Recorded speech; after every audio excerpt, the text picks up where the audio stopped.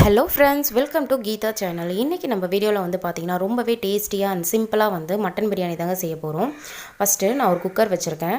அதுல 4 டேபிள்ஸ்பூன் அளவுக்கு oil add பண்ணிக்கிறேன். கூடவே 2 ஸ்பூன் அளவுக்கு நான் நெய் வந்து சேர்த்துக்கிறேன்.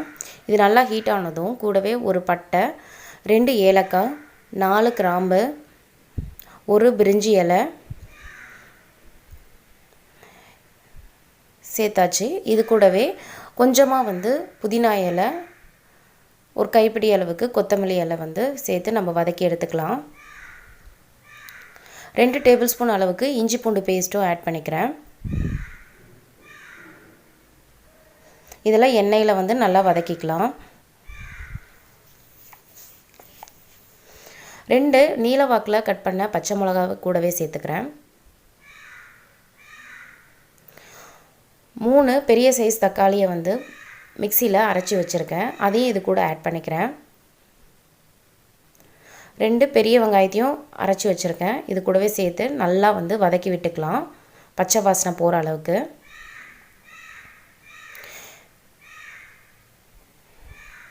இப்போது ஸ்பைசஸ் ஆட் பண்ணிடலாம். 1/4 ஸ்பூன் மஞ்சள் தூள், 1 ஸ்பூன் தனி மிளகாய் தூள், 1 ஸ்பூன் தனியாத்தூள்,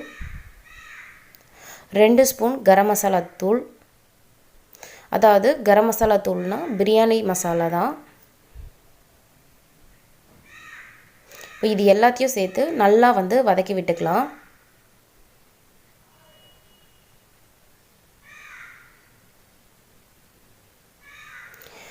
இப்போது நான் ஒரு பெரிய வெங்காயத்தை ஆல்ரெடி எண்ணெயில் வந்து வதக்கி வச்சுருக்கேன். ஃப்ரை பண்ண வெங்காயத்தை நான் இது கூட சேர்த்துக்கிறேன்.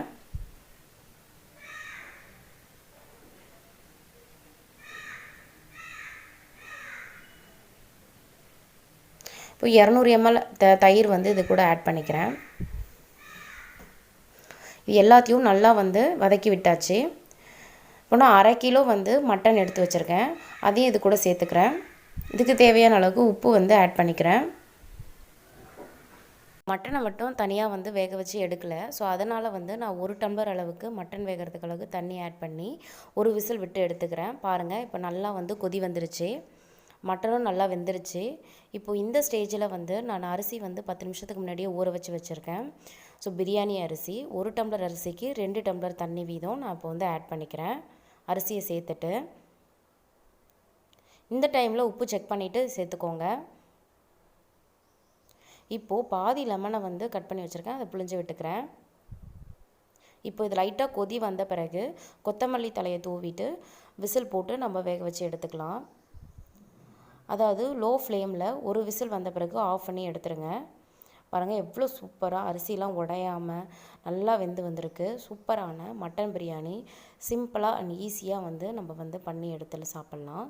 பாருங்கள், பார்க்குறதுக்கே எவ்வளோ எம்மையாக இருக்குது. டேஸ்ட் வைஸ் ரொம்பவே சூப்பராக இருந்தது. கண்டிப்பாக இந்த வீடியோ வீட்டில் வந்து ட்ரை பண்ணி பாருங்கள். இந்த வீடியோ உங்களுக்கு ரொம்பவே பிடிச்சிருக்கான்னு யூஸ்ஃபுல்லாக இருக்கும்னு நினைக்கிறேங்க. பிடிச்சிருந்தா கீதா சேனலை மறக்காமல் லைக் பண்ணுங்கள், கமெண்ட் பண்ணுங்கள், ஷேர் பண்ணுங்கள் அண்ட் வந்து சப்ஸ்கிரைப் பண்ணி வச்சுக்கோங்க. கூடவே இருக்க பெல் பட்டனையும் கிளிக் பண்ணி வச்சுக்கோங்க. அப்போ தான் நான் போகிற வீடியோஸ் எல்லாம் உங்களுக்கு கூட நோட்டிஃபிகேஷன் வீடியோ வந்து கிடைக்கும். இதில் ஃப்ரை பண்ண ஆனியன் போடுறதுனால டேஸ்ட் வந்து கொஞ்சம் எக்ஸ்ட்ராவே இருக்கும். கண்டிப்பாக இந்த மெத்தடில் வீட்டில் ஒரு நாள் ட்ரை பண்ணி பார்த்துட்டு உங்களோட ஃபீட்பேக் வந்து கமெண்ட் செக்ஷனில் சொல்லுங்கள்.